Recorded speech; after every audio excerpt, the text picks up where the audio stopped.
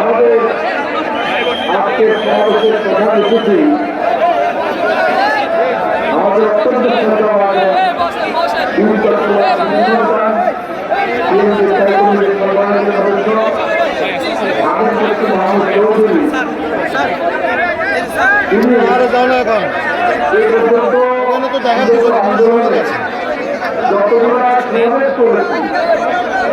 অথবা পদযাত্রাকে সামনে রেখে সমাবেশ করেছি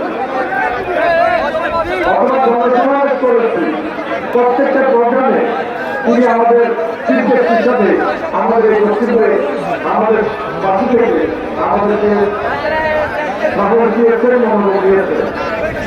আমি তাকে আন্তরিকভাবে মোবারকবাদ জানাই এবং ধন্যবাদ জানাই। এবং অন্যান্য অতিথিবৃন্দ, আমাদের প্রধান বক্তা বিশেষ অতিথিবৃন্দ, অন্যান্য বক্তাবৃন্দ, যারা এসেছেন আমাদের বিভিন্ন ইউনিট থেকে সবাইকে আমি ধন্যবাদ জানাই।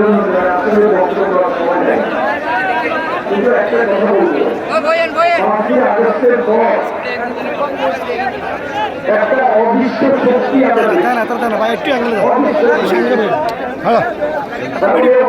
শক্তি দিনের আলোকে আমাদেরকে হত্যা করতে চায়, দিনের আলোকে আমাদেরকে খাওয়া রাখতে চায়। যদি কোনো কারণে এই অদৃশ্য শক্তির কারণে